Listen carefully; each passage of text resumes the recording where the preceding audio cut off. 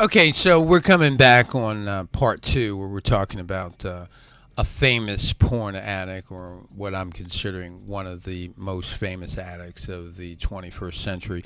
So, one of the things that, as I was just taking a look at my notes and what I'd like to take this particular segment and talk about is the porn mindset that Mr. Kelly had and how it displayed itself. I think it's really important to show that because of the fact that his behavior screamed porn addict mindset, probably greater than anything that I've seen of late. And so I'm going to take a couple minutes and kind of look at a few things from that perspective. And one of the things that we always talk about, anybody that ever does any research or looking into the effects of pornography, um, we always talk about the fact that it it's incredibly dangerous because of the fact that it's not necessarily the porn itself that's dangerous. But what happens is that people constantly, like, porn gives people a rush. And then whenever there's something that involves a rush, like the rush kind of chills out a little bit. So someone's always looking to like get more. Like, how do I fortify that pack, that pound? So one of the things that allows that to happen is by creating greater intensities in the porn. Okay, so instead of just having like a sex scene, you have a juicy sex scene. Well, that gets old as well. So we get even juicier. That gets old as well. So if we have juicy and then we mix violence, oh, juicy violence and then a taboo subject like racism. Ooh. You see, so that becomes more intense. And it's through that intensity that one is seeking. They keep stepping it up. And as a result of stepping it up, that's how a lot of times it gets to a point where it does get into that illegal stuff, because people are chasing the rush and it's not the porn. See, this is where people that don't understand this get lost. It starts out with, oh, my natural instincts, which are, oh, to look at it, nude pictures of a woman. And this is not me, but like if I was gay, I would, want to look at nude picture of a guy, right? So it starts there, and then it kind of stays there, but then they add all this other stuff, whatever other stuff was going on in the porn, to kind of juicy it up. And so what if you're not a porn addict, you don't get this. You just think it's pictures. But in these movies, there's violence, there's racism, there's all kinds of stuff that in a normal conversation, it wouldn't be tolerated at all, period. It wouldn't even be tolerated that you would listen to it normally. So you're listening to that stuff, and then you're mixing some kind of sexual image with it. So you're talking about something that has an impact on your brain. It's like if you can understand the concept, and this is elementary, if you can understand the concept that television has a negative effect on your mind, pornography has that same effect times 1,000. That's an exaggeration. Times 998. That's a little bit more accurate. Yeah. So what happens, unfortunately, is it really, all this crap that's going on to kind of juicy up the porn, like people pissing all over people and people taking dumps all over people and all this kind of crap like that. See, people start to think that that's okay. And ejaculation on people's faces and such like that. people start to think that that's okay, and anal sex, and people start to think that's okay, and all this aberrant sexual behavior. People start to think it's okay.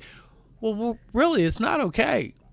But it's that porn taught you how to do it. And I'll just go to the side for a second, and just I tried to do it before, but I'm gonna do it right now. I'm gonna do it straight up, and I'm gonna do it hardcore.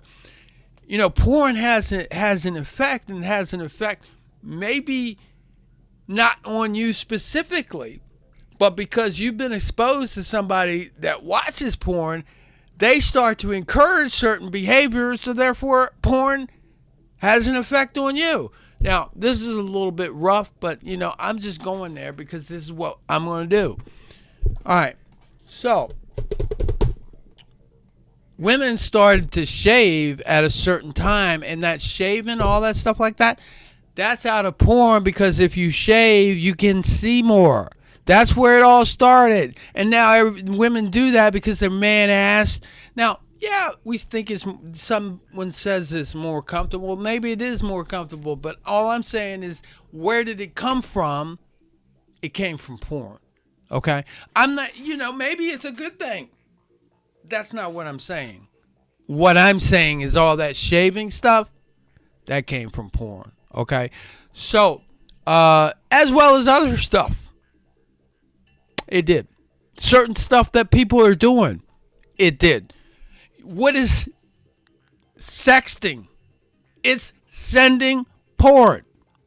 You don't do porn, but you send pictures. Yeah, and it's the darnest thing that women, they will like freak out when they find their husband does porn, and then they think they're gonna make it okay by sending their husband pictures of them, which is porn.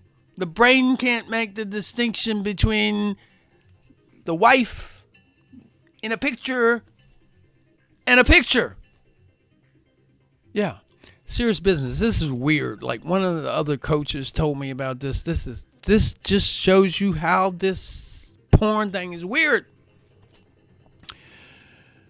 This guy could not get it up. Okay, and PIED, porn-induced erectile dysfunction, is something that happens from overuse of porn. So this guy could not get it up, except for to look at his laptop while his wife was in another room acting like she was his chat girl. And then when he was erect at the right time, she would run into the room. Because he didn't want to lose it, right? And then that's how they had sexual relations. So, I know that sounds weird to you at first, but here's the deal, folks. We're talking about a person's sexual template, and this is what gets altered with porn addicts and sex addicts.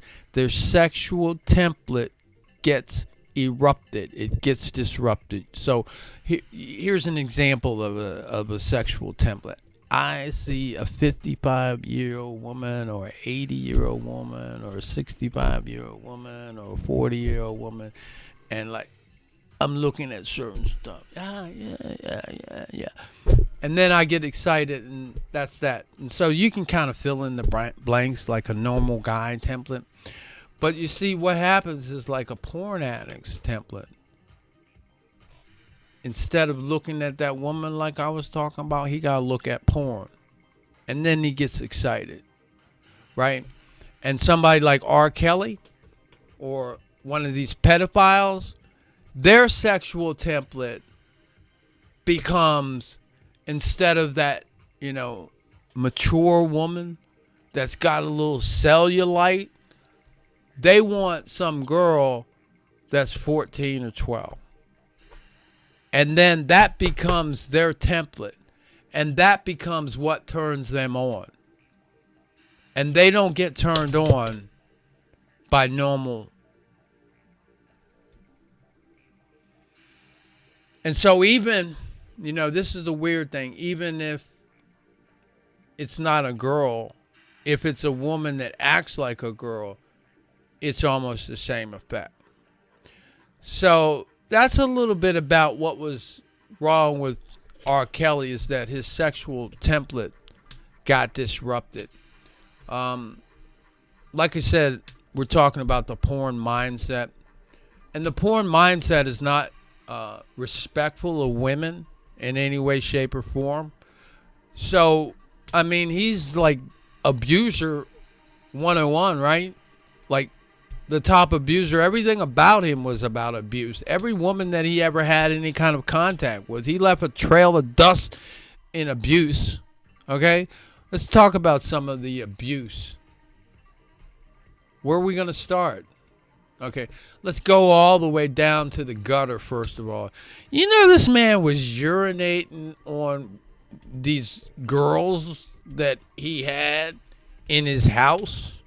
He was peeing on them, okay? Do you know this guy was ejaculating in the face of these women? Do you realize that? He was spraying their face with ejaculate. And he thought that that's how you're supposed to treat a girl. Yeah. See, the porn mind makes you think that that's okay. To ejaculate on a girl's face and then to pee all over her in your own house. Now, this is in his house now. This is in his house and some bed of some sort that he owns, and he's going to just go ahead and pee. Now, I'm going to tell you something. When it comes to my house and anywhere in my house, I don't want any pee going anywhere except for in a toilet. Period. I don't want no mattress all saturated with urine. I mean, what the... Dude. Okay, you know, but again, I told you, it's the porn mind that would have you, you know, think about that. I mean, like, you read about that, or maybe you saw that in the indictment. But this guy was peeing in his own house on his mattress. That's disgusting. I mean, dude, can you imagine what that place smelled like? I mean, you know what I mean? Like, you talk about wearing a COVID mask, man. You got a double mask on that, G. You got a double mask on that. But, again, that's the porn mind. He preyed on the weak like a big dog. He preyed on the weak like nothing to it. And he was a narcissist. See, this is part of the porn mindset. They're narcissists. They don't give a fuck about anybody except for themselves. They're narcissists. Okay? And, I mean, no empathy whatsoever. These are little girls. He wanted to find 14-year-old girls that were virgins. He said, oh, I'm glad you're a virgin. That's some of the stuff that his pornified mind had him to believe. He was sexually abusive with all of these people. All of these people, they talk about the sexual abuse that he was involved in. When he got caught, he acted like he was sorry. He wasn't sorry. He was sorry that he got caught, like anybody else. And he kept on denying it. That's what porn addicts do. They deny it. He kept denying it. He went out in the media on those TV shows and told everybody how he didn't do anything, knowing full well that he was doing it. And you know, the part that really was getting me is the music that he was writing as he was doing this abusive stuff to these girls. This dude was writing music that was off the hook. This dude was writing this music that was consistent with a sex addict. Serious business. I looked at one of his albums, and the album, I think it was 12 Play, which actually, at the time, there were a couple cuts on there that really I liked. Really, I liked. But then I looked at the album, and it's like, the dude got 12. You know, I've never seen anything like this.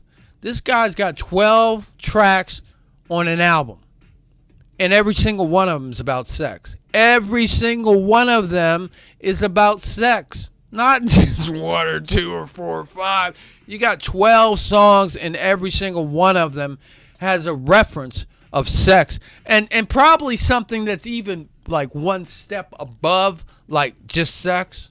Yeah. Uh, so, dishonesty. I mean, that's like a trait with porn addicts. They're a bunch of liars. Addicts are liars anyway. I mean, that's like a byproduct. I mean, even if they don't want to lie, like they end up lying. Like, if you think you don't, if you think you're not lying in your porn act, you're lying.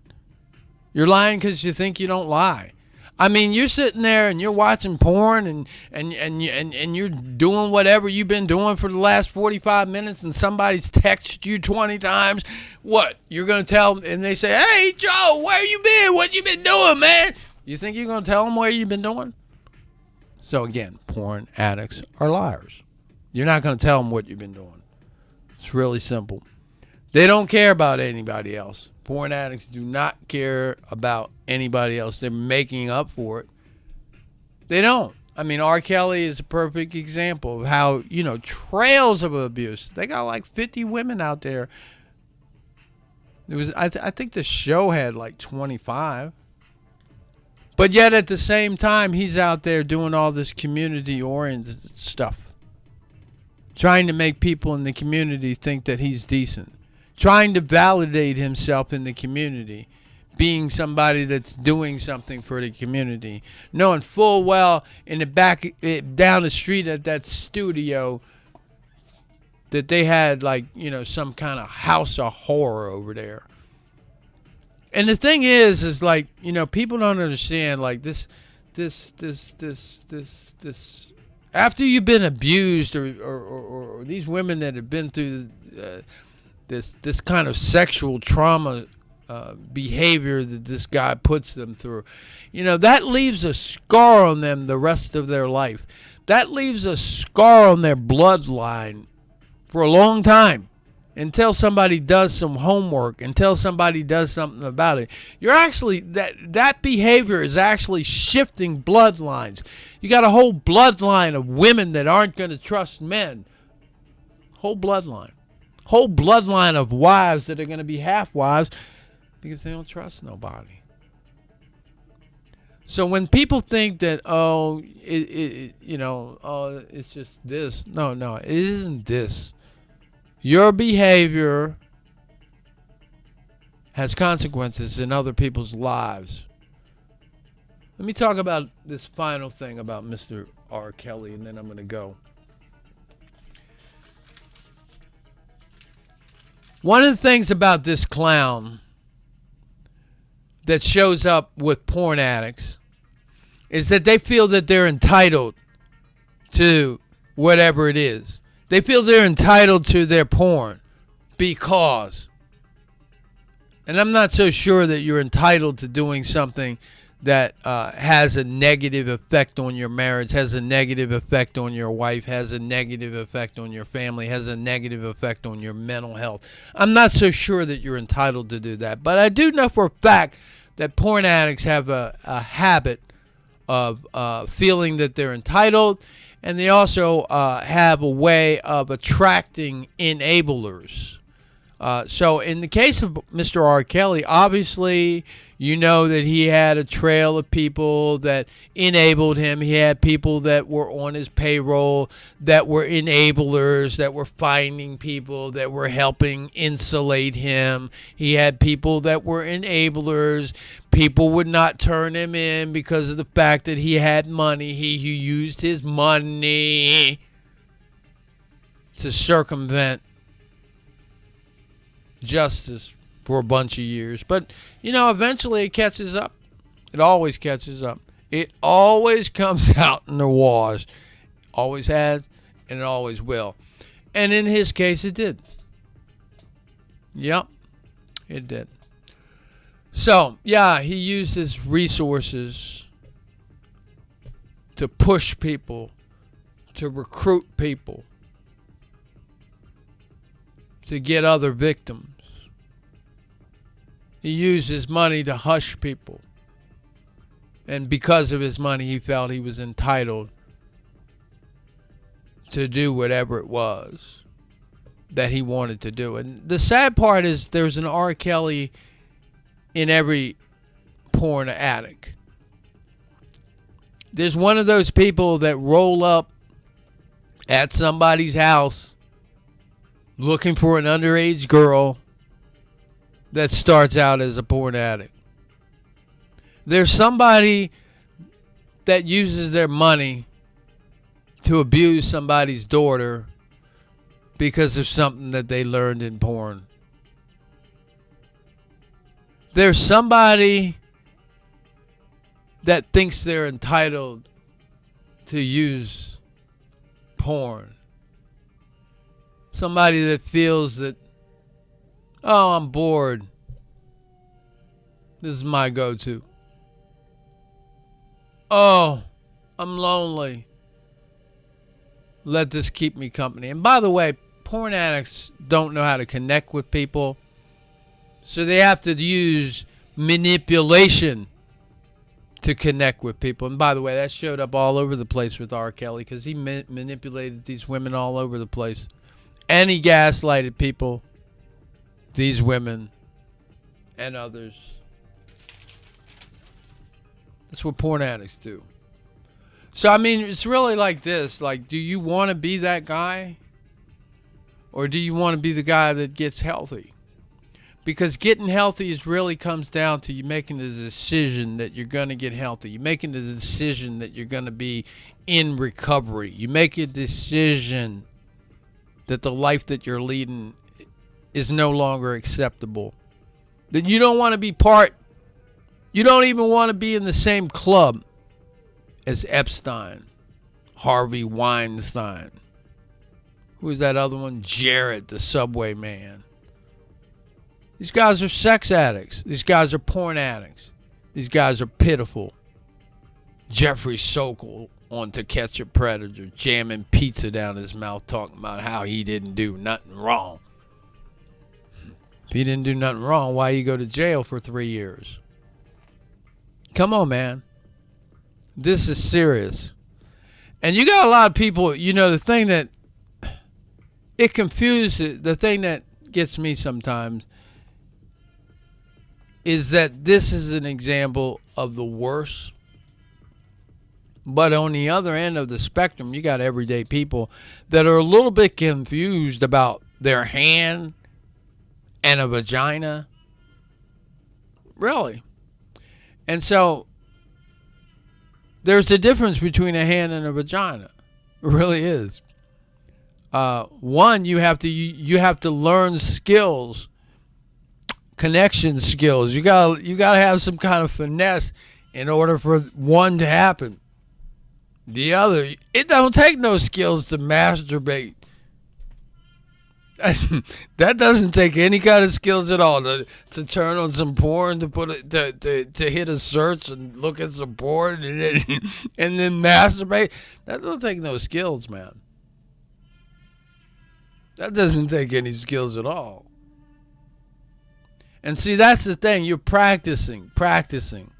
And that's the kind of practice that you don't need. You're practicing how not to have healthy relationships, and that ain't okay.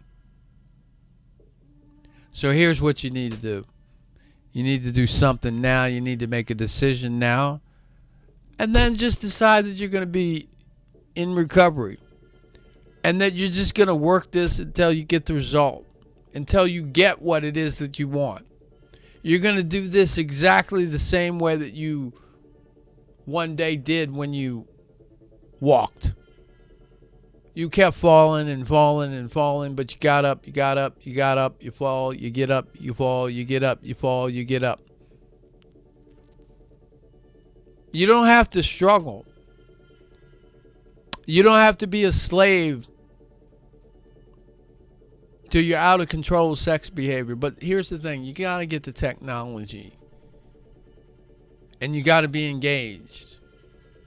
And you got to know what the game is and how you can win this game, because you can win the game. But the way the guys are playing out there, they're not using a good strategy. They're using willpower and hope. And willpower and hope is not going to get it done. Willpower and hope will keep you stuck for 5 years. Look, you got to get technology and you got to go to work. And that's the only way that you can change what's going on. Here's the problem. You got free porn for so long. So you think stuff's free. It's not free. And recovery and fixing your life, that's when you have to pay for the free porn. And here's the problem if you're not even working on recovery and taking the first steps, is you have no idea what you're doing. You're really slowing your progress down, and you're sitting on a distraction because here's the good news. Let me be your coach just for a second, only for a second. Actually, like 20. So once we get you off the porn, that's when the work begins. Like, if you think getting off, like, you're trying to get off porn, and you think that, like, that's a big deal, dude, once we get you off of porn, that's when the work begins. So you sitting around not even getting off of porn. Do you realize how stuck you are?